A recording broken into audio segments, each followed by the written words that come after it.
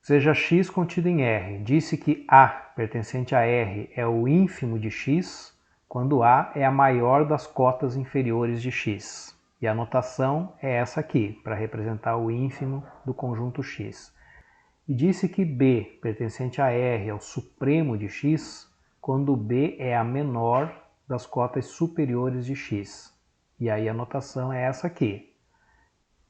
Vamos ver alguns exemplos. Exemplo 1. Vamos considerar o conjunto x dado assim: menos 2, menos 1, 0, união, com o intervalo aberto em 2 e fechado em 7. Vamos pensar no ínfimo e no supremo desse conjunto. Vamos representar graficamente esse conjunto. Então aqui eu tenho a reta, conjunto dos números reais, e o conjunto x é o conjunto dos pontos menos 2, menos 1, 0, esses pontos aqui, união com o intervalo de 2 até 7, aberto em 2 e fechado em 7. Bola aberta aqui no 2 e bola fechada no 7. Ínfimo de x. Além de ser uma cota inferior de x, tem que ser a maior delas. Ínfimo do conjunto x. Cota inferior de x é qualquer número que é menor ou igual que todo elemento de x. Pelo desenho eu vejo todo número que está à esquerda do menos 2 é uma cota inferior de x. E qual é a maior cota inferior do x? É o menos 2. E o supremo de x? O supremo de x tem que ser uma cota superior de x. Mas x tem infinitas cotas superiores. Aqui pelo desenho eu vejo que todo número maior que 7, maior ou igual a 7 na verdade, é uma cota superior de x. Quem é o supremo de x? É a menor dessas cotas superiores. E eu vejo aqui pelo desenho que esse número é o número 7. O supremo de x é 7 e o ínfimo de x é o menos 2. O critério para você descobrir quem são ínfimo e supremo vai ser sempre o mesmo. Descobre quem são as cotas superiores, quem são as cotas inferiores. Aí para o supremo pega a menor cota superior e para o ínfimo pega a maior cota inferior. Sempre assim. Vamos ver um outro exemplo. Vamos pensar no ínfimo e no supremo desse conjunto. Graficamente aqui representar o conjunto x. Aqui é toda a reta. 0, 1 e menos 3. Agora, além disso, eu tenho menos 5, 2, o intervalo fechado em menos 5 e aberto em 2. Então isso está, vou fazer com outra cor aqui, em azul. Vamos dizer que está aqui, não precisa fazer isso bonitinho na escala, só para ter uma ideia. Está à esquerda do menos 3, o menos 5. Menos 5 até o 2. O 2 está à direita do 1. Está aqui. Só que é aberto no 2. Eu quero os pontos que estão na interseção. Veja que nesse intervalo está todo mundo. Todo mundo aqui, ó. Todo mundo está no intervalo. Mas eu quero a interseção com esses que estão aqui em vermelho.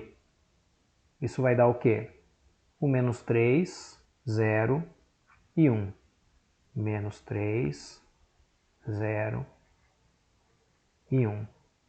Ínfimo de x, menos 3. Supremo de x, 1. Percebam então que sempre o que você tem que fazer é identificar bem quem é o conjunto. Veja que antes de buscar supremo e ínfimo, eu primeiro entendi bem quem é o conjunto. E aí depois eu fui ver quem é o supremo e quem é o ínfimo. A mesma coisa foi feita no exemplo anterior. Vamos ver esse exemplo 3 aqui. Aqui a gente vai fazer de uma maneira um pouco mais rigorosa, mais formal. Veja que nos exemplos anteriores a gente só identificou visualmente quem eram o ínfimo e o supremo. Aqui a gente vai provar matematicamente de uma maneira mais formal quem são o ínfimo e o supremo. Mas vamos começar com a mesma ideia que a gente utilizou anteriormente, que é representar graficamente o conjunto. Então aqui você tem R, e aí você tem o intervalo AB, como conjunto X. A, B. aberto no A e aberto no B. Olhando para esse conjunto, o conjunto é todo mundo que está aqui, entre o A e o B. Quem é o ínfimo do conjunto X? É o A. Quem é o supremo do conjunto X? O B. Agora, vamos provar isso matematicamente. Primeira observação. Não está escrito aqui, eu vou escrever agora, que é o seguinte. Aquela ideia de reescrever o conjunto de uma maneira que fique claro quem vai ser o supremo, quem vai ser o ínfimo, a partir de uma maneira diferente de escrever o conjunto. Quem é o conjunto X? É o conjunto de todos os X reais, tais que X é maior que o A, X é maior do que o A e é menor que B. Quando eu escrevo dessa maneira, já está bem claro para mim que o A é uma cota inferior de X, porque ele é menor que todo elemento de X, é exatamente isso que está dito aqui. E também fica claro que o B é uma cota superior de X, porque ele é maior que todo elemento de X. Vamos provar agora que B é a menor cota superior. Da maneira como está escrito aqui, eu já concluo que B é cota superior de X. Então, eu já poderia escrever aqui. Portanto, a partir do que foi escrito aqui em cima, disso aqui que eu escrevi, tá? Não o que já estava escrito antes, que eu escrevi agora. Eu já concluo que B é cota superior de X. Então, a primeira condição para B ser supremo de X já está cumprida, é ser cota superior. Agora eu tenho que mostrar que é a menor cota superior. Essa é a parte que dá mais trabalho. Eu quero mostrar que B é a menor cota superior de X. Então eu vou pegar um C qualquer menor do que B e mostrar que esse C não vai ser cota superior de X. E aí então eu vou concluir que B é a menor delas. Como que eu vou provar que C não é cota superior de X? Se C fosse cota superior de X, eu deveria ter o seguinte, C maior ou igual que X para todo X em X. Se isso aqui acontecesse, o C seria uma cota superior de X, certo? Por definição de cota superior. Mas eu quero provar que isso não acontece. Então eu quero provar que C não é maior ou igual que todo elemento do conjunto X. Ou seja, eu quero provar que existe um X minúsculo no conjunto X que é maior do que o C. Ao contrário disso aqui. X é maior do que o C. E aí eu vou separar em dois casos. Eu já sei que o C é menor do que o B. C então está aqui, ó, à esquerda do B. Mas existem duas possibilidades. O C pode estar à esquerda do A também, pode ser menor ou igual que o A, é o primeiro caso. Como ele pode estar entre o A e o B, que vai ser o segundo caso. Então eu vou separar aqui em dois casos. Vamos começar analisando a possibilidade de o C ser um número menor ou igual que A. Então o C seria um elemento aqui, por exemplo. O que eu sei sobre A mais B sobre 2? A mais B sobre 2 é o ponto médio entre A e B. Esse ponto está aqui, ó. Esse aqui é o x igual a mais b sobre 2. Ele está no intervalo AB. Vamos ver se a gente concorda com isso que está aqui, ó. C é menor ou igual que A. C é menor ou igual que A. Eu já tomei C menor ou igual que A. O A é menor que A mais B sobre 2. E o A mais B sobre 2 é um ponto x1. É um ponto x1, aqui ele chamou de x1. Deixa eu usar a mesma notação aqui. X índice 1.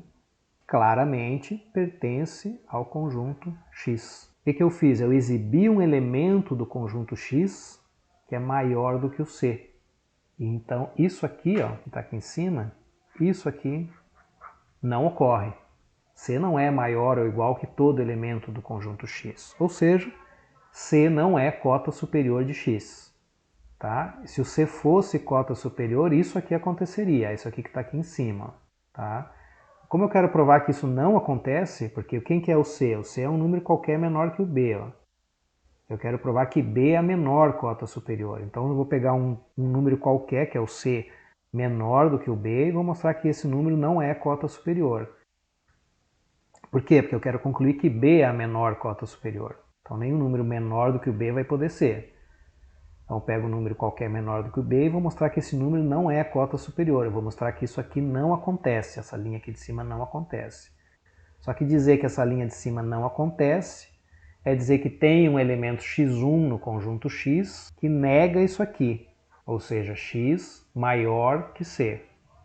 E é isso que foi feito aqui, um x1 maior que c. Então assim foi provado que o c não é cota superior de x no caso de c ser menor do que o a. Menor ou igual que o a. Não mudaria nada aqui se eu tivesse pego o c igual ao a. Agora vamos analisar essa segunda possibilidade, de o c ser um número entre a e b. Esse é o c.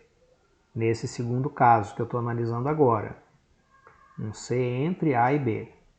O que eu vou fazer agora? Eu vou pegar o ponto médio entre c e b. c mais b sobre 2. Esse é o x2. Ponto médio entre c e b. Esse número está no intervalo a,b. E ele é claramente maior do que c. Que é isso que está dito aqui, ó. Vou ver com detalhes agora essa desigualdade aqui, ó, que é equivalente a essa aqui, ó, que eu não vi no caso anterior. Vou deixar para vocês pensarem nela no caso anterior e vou provar nesse caso aqui. Ó. Por que c é menor que c mais b sobre 2? Que no caso aqui é o x2, né? c mais b sobre 2. Claro que eu estou vendo no desenho que é maior que o c. Mas como que eu provo isso matematicamente? Não é difícil. Eu vou provar essa desigualdade aqui. Ó. O c é igual a c sobre 2 mais c sobre 2. Só que o c, eu sei que é um número menor do que o b. Estou tomando o c menor do que o b. Já tinha tomado aqui em cima. C menor do que b. Então, c sobre 2 é menor que b sobre 2. Então, esse segundo aqui, c sobre 2, é menor que b sobre 2. Agora, c sobre 2 mais b sobre 2 é o mesmo que c mais b sobre 2. Provei essa desigualdade, certo? Então, o que eu fiz aqui, resumindo? Eu peguei um número qualquer menor do que o b, aqui, e provei que esse número não é cota superior do conjunto x. Como eu já tinha provado que b é cota superior de x, então juntando as duas coisas, eu provei que b é a menor cota superior de x, ou seja, b é o supremo de x. Eu vou deixar como exercício para vocês provar usando essa mesma estratégia aqui, provar que o a é o ínfimo do conjunto x. Fica como exercício para vocês. Quando o supremo de um conjunto x pertence a x, ele é chamado de máximo de x. Quando o ínfimo de um conjunto x pertence a x, ele é chamado de mínimo de x. Então nós já sabemos que o supremo e o ínfimo de um conjunto podem pertencer ao conjunto ou não, depende. Em alguns casos pertence, em alguns casos não pertence. Quando o supremo pertence ao conjunto x, ele recebe o nome de máximo de x. Quando o ínfimo de um conjunto x pertence ao conjunto x, ele recebe um nome, mínimo de x. É só isso. Máximo e mínimo são, respectivamente, supremo e ínfimo. Tá? O máximo é o supremo que pertence ao conjunto e o mínimo é o ínfimo que pertence ao conjunto. Por exemplo, vamos pensar nesse conjunto aqui. Ó. X, que é o intervalo aberto, menos 2, aberto em menos 2 e fechado no sétimo. Mínimo de x. A representação para mínimo e máximo é assim, tá? Máximo de x. Você pode colocar entre parênteses o x ou não, tanto faz. E para mínimo é assim. Mínimo de x. Então, quem é o mínimo do conjunto x nesse exemplo? Vamos ver a definição? Não tem. Por quê? Porque o ínfimo não pertence a x. O ínfimo só recebe o nome de mínimo de x quando ele pertence ao x. E aqui nesse caso o ínfimo de x é menos 2 que não pertence a x. Então não existe um mínimo de x. você escreve assim: não existe o mínimo de x. Embora exista o ínfimo. O ínfimo de x é menos 2. Mas acontece que o menos 2 não pertence ao x. E o máximo de x? O máximo de x é 7. Por quê? Porque 7 é o supremo de x e pertence a x. O supremo de x é 7 e ele pertence ao conjunto x. Tá? Então, lembrem disso. Máximo de x é o nome que se dá ao supremo de x quando ele pertence ao x. Mínimo de x é o nome que se dá ao ínfimo de x quando ele pertence a x. Só isso. Então aqui a proposição diz: o supremo de um conjunto, se existir, é único. E o mesmo vale para o ínfimo. Então não existem dois supremos ou dois ínfimos. Sempre, se existir, vai ser um só. Vamos ver a demonstração disso. Existem duas maneiras de provar isso, tá? Duas estratégias diferentes. Eu vou fazer uma estratégia para o supremo e a outra estratégia para o ínfimo. E aí vou deixar como exercício para vocês usar a estratégia que foi usada para o supremo para o ínfimo e vice-versa. Vou tomar aqui A, supremo de um conjunto X, e B, supremo de X também. Como eu quero provar que ele é único, o supremo é único, eu tenho que provar que o A é igual ao B. O que eu vou fazer? Olha só. Eu já sei que A é a menor cota superior de x, por definição de supremo. Como A é o supremo de x, então ele é a menor cota superior de x. Agora, por outro lado, o B também é supremo de x. Então, em particular, o B é uma cota superior de x, porque essa é a primeira condição para ser supremo. Conclusão, A é menor ou igual que B. Porque nessa linha de cima eu estou dizendo que A é cota superior de x e que é a menor delas. E na linha de baixo eu estou dizendo que B é cota superior de x. Juntando as duas coisas eu concluo que A é menor ou igual que B. Agora eu vou focar minha atenção aqui, que B é o supremo de x. Além disso, B, como é o supremo de x, B é a menor cota superior de x, tá? Por definição de supremo. Mas por outro lado, como o A é supremo de x, então A é cota superior de x também. Então olha só o que eu concluí nesse último parágrafo. B é a menor cota superior de x e A é cota superior de x. O que eu concluo? Que B é menor ou igual que A. Nessa linha aqui eu estou dizendo que B é cota superior. Estou dizendo duas coisas, que B é cota superior e que é a menor delas. E aqui eu estou dizendo que A é cota superior.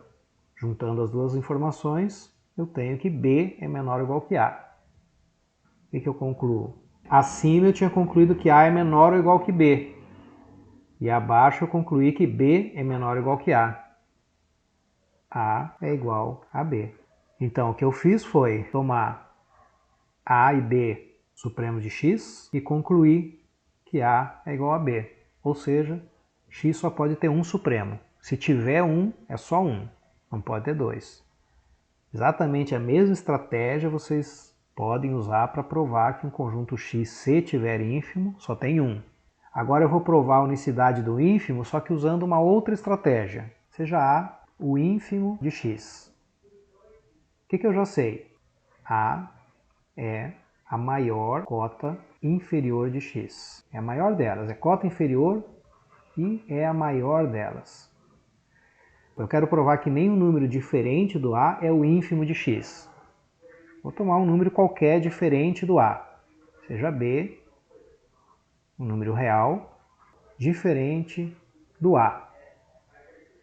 Primeiro caso, vamos supor que o B é maior que A. Então, pelo parágrafo acima, olha o que está dito aqui no parágrafo acima.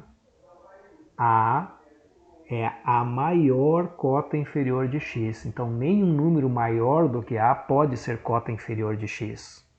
Em particular, B não é cota inferior de x.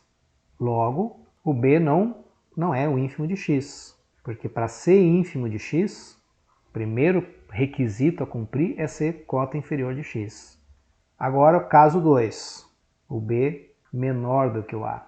o b menor do que a. Suponha que o b é o ínfimo de x. Eu quero provar que não é, certo? Mas eu vou supor, por absurdo, que é. Vou supor que é e vou chegar num absurdo. Vamos ver que absurdo é esse. Então, definição de ínfimo. B é a maior cota inferior de x. Veja que eu só apliquei a definição de ínfimo. Então o A não é cota inferior de x, porque olha só o que está aqui. A é um número maior do que B. E eu acabei de dizer que B é a maior cota inferior de x. Portanto, eu vou continuar aqui para cima, tá? Só vou subir aqui e continuar a demonstração para cima. Eu vou apagar o que eu já provei.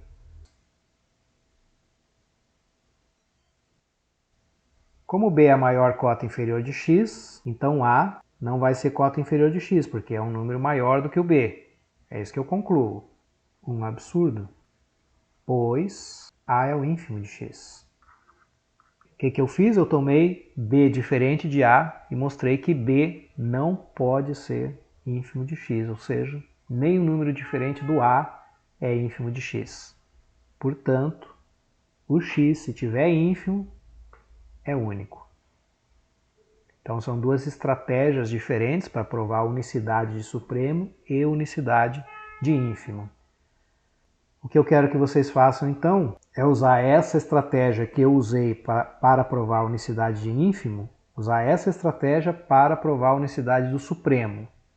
E usar aquela estratégia que eu usei para provar a unicidade de supremo para provar a unicidade de ínfimo. É um excelente exercício para vocês irem trabalhando aí com esses conceitos de supremo e ínfimo.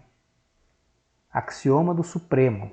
Todo conjunto de números reais não vazio e limitado superiormente admite ou possui, tanto faz o termo que você usa, supremo. Para todo x subconjunto de R, diferente do vazio, ilimitado superiormente, existe um B em R, tal que B é o supremo de x. E como consequência desse axioma, eu obtenho esse resultado aqui, que foi colocado como uma observação, observação 6. Todo conjunto X não vazio e limitado inferiormente possui ínfimo. Para provar esse resultado, o que vai ser usado é o axioma acima. Vamos ver essa demonstração. Vou definir o conjunto Y, que é o conjunto dos menos x com x em x. Y é diferente do vazio, porque todo elemento do conjunto X possui simétrico. Então, conjunto Y, como é o conjunto dos simétricos de X, ele é não vazio. Agora, X é limitado inferiormente. Foi tomado um conjunto X limitado inferiormente. Está dado aqui no enunciado que X é limitado inferiormente. Dizer que x é limitado inferiormente é dizer que existe uma cota inferior de x. Essa cota inferior está chamando de C. Ou seja, C é menor ou igual que x para todo x em x. Definição de cota inferior. Aqui o que foi feito foi multiplicar por menos 1 dos dois lados. Menos C é maior ou igual que menos x para todo x em x. Ou seja, menos C é maior ou igual que todo elemento do conjunto Y. Em outras palavras, menos C é cota superior do conjunto Y. Isso significa que o conjunto Y é limitado superiormente, ele tem cota superior. E eu já tinha visto que ele é não vazio. Então, pelo axioma, que está aqui, ó, axioma do supremo,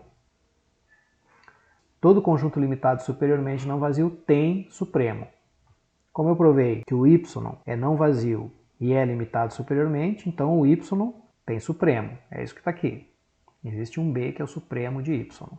O que significa dizer isso? Significa dizer que o B é uma cota superior de Y, é essa parte aqui. B é maior ou igual que menos x para todo x em x. E o que vem a seguir significa que o B é a menor cota superior. Para todo epsilon maior do que zero, B menos epsilon não é cota superior. Ou seja, B menos epsilon é menor que algum elemento do conjunto Y. Isso que está dito aqui. Existe um menos x em y, que é maior que b menos epsilon. Toda essa linha aqui é a tradução disso aqui, de que b é o supremo de y. Agora o que foi feito foi simplesmente multiplicar por menos 1 aqui, dos dois lados. Menos b é menor ou igual que x, para todo x em x. E aqui também. E existe um menos x em y, tal que, multiplicando por menos 1 aqui, vai ficar menos b mais epsilon maior que x. Menos b menor ou igual que x para todo x em x, significa que o menos b é cota inferior do conjunto x. E essa parte aqui significa que o menos b é a maior cota inferior. Ou seja, em outras palavras, o menos b é o ínfimo de x. O que a gente provou então? Que se x é um subconjunto de R, não vazio e limitado inferiormente, então ele possui ínfimo. Então fiquem com esses dois resultados. Todo subconjunto de R não vazio e limitado superiormente possui supremo, e todo subconjunto de R não vazio e limitado inferiormente possui ínfimo. Agora esse resultado aqui que é super importante. Ó. Teorema 1 fala o seguinte, são 3 resultados. Primeiro, o conjunto dos naturais não é limitado superiormente. Uma coisa bem intuitiva para a gente, né? O conjunto dos números naturais é 1, 2, 3, 4, 5, 6, etc. A gente sempre soube que não é limitado superiormente. Agora a gente vai provar isso. Segundo resultado, o ínfimo do conjunto dos números da forma 1 sobre n, com n natural, é 0. E o terceiro resultado, dados dois números positivos a e b, existe um número natural n, tal que n vezes a é maior do que b. Esse último resultado se chama propriedade arquimediana. Vamos ver então a demonstração desse teorema, começando pelo item I. Conjunto dos números naturais não é limitado superiormente. Essa prova vai ser feita por absurdo, uma prova indireta. Suponha que n é limitado superiormente.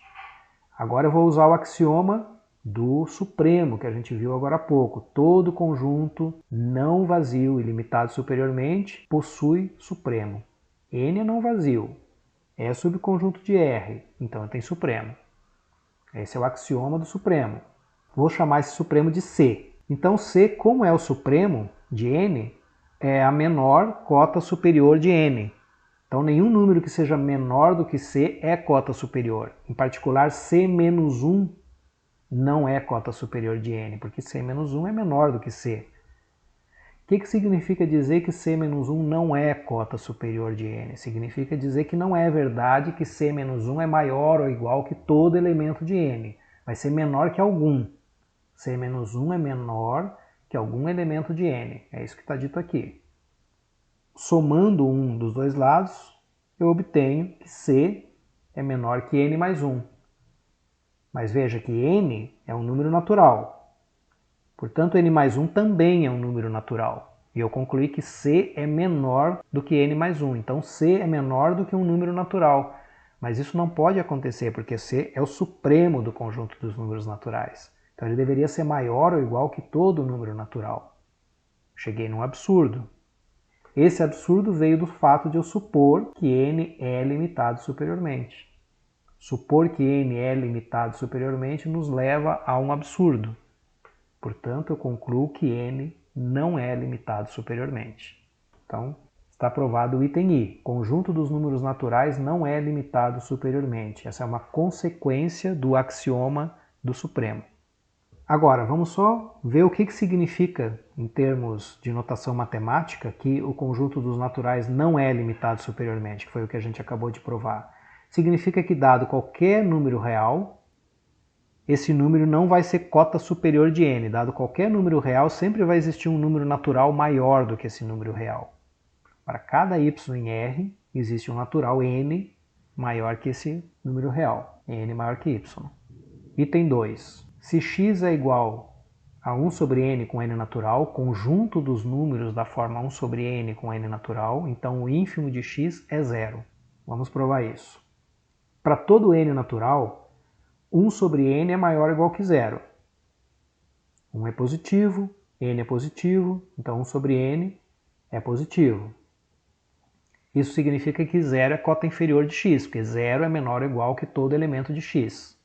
0 cumpriu a primeira condição para ser ínfimo de x, é cota inferior de x. Agora eu tenho que provar que é a maior delas. que eu vou fazer? Vou pegar um número qualquer maior do que zero e provar que esse número não é cota inferior de x. Então, esse número eu estou chamando de C. Vou provar que C maior que zero não é cota inferior de x. Vamos lá. Como C é um número maior do que zero, então 1 sobre C é um número real, positivo em particular. Pelo item I que a gente acabou de provar, que o conjunto dos números naturais não é limitado superiormente, existe um natural maior que esse número real, maior que 1 sobre C. Então, 1 sobre n é menor que 1 sobre 1 sobre C, que é C. Agora, 1 sobre n é um elemento de x. X é o conjunto dos números da forma 1 sobre n. O que eu provei aqui? Que C é maior do que algum elemento do conjunto x. Portanto, C não é cota inferior de x. Para C ser cota inferior de x, eu deveria ter o seguinte: C menor ou igual que x para todo x em x. Eu deveria ter isso aqui para que o C fosse cota inferior de x. Lembrando que os elementos do conjunto x são os elementos da forma 1 sobre n. Então, eu deveria ter C menor ou igual que 1 sobre n para todo n natural. E eu provei que isso não é verdade. C é maior que 1 sobre n para algum n natural. Ó, existe um n natural, tal que C é maior que 1 sobre n. Então, C é maior que algum elemento do conjunto x. Então, C não é cota inferior de x. Quem é o C? É um número qualquer maior do que zero. Então, nenhum número maior do que zero é cota inferior de x. E o zero é. Então, zero é a maior cota inferior de x. Ou, em outras palavras, zero é o ínfimo de x. Então, aí está provado o item 2i. Percebam o seguinte aqui, algo bem importante. Para provar o item 2i, a gente usou o item i. O que eu concluo, então? Que i implica em 2i. I implica em 2i. Agora vamos seguir para a prova do terceiro item. Lembrando aqui em azul o que diz o terceiro item. Dados A e B positivos, existe um número natural n, tal que n vezes A é maior do que B. Ó, por hipótese, A e B são positivos, ou seja, A é maior que zero e B é maior do que zero.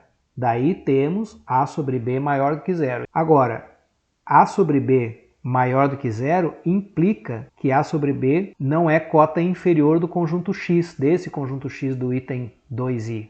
Por quê? Porque lá no item 2i a gente provou que o ínfimo de x é zero.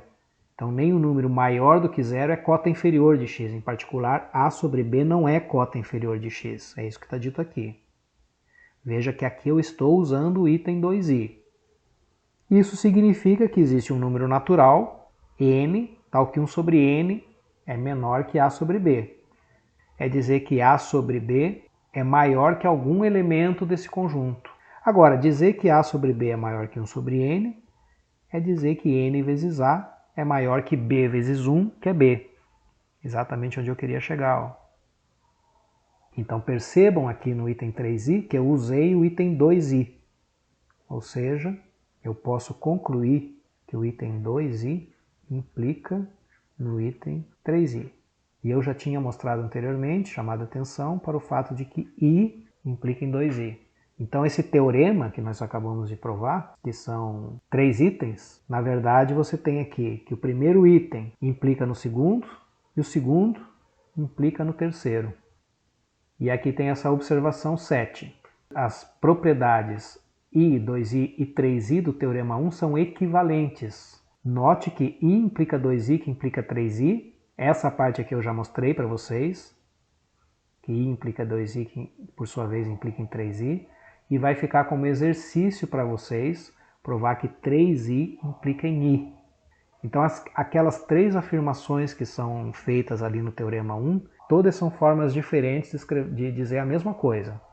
Então essas 3 afirmações aqui são equivalentes. Dizer que o conjunto dos naturais não é limitado superiormente é equivalente a dizer que o ínfimo do conjunto dos números da forma 1 sobre n com n natural é zero, e é equivalente a dizer que dados A e B positivos, existe um natural n, tal que n vezes A é maior do que B.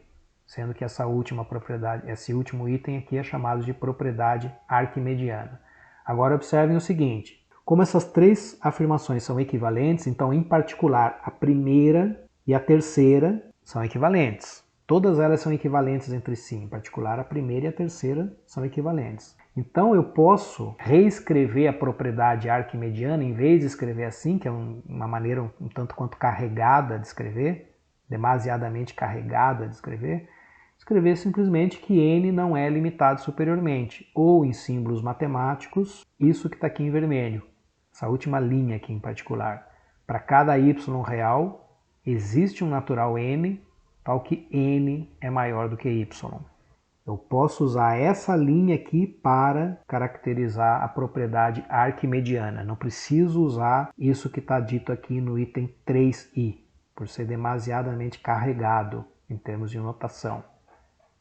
Como 3i e i são logicamente equivalentes, então é mais fácil usar i. Sempre que falar em propriedade arquimediana, a gente vai estar se referindo a essa linha aqui. Para cada y real existe um natural n maior que y.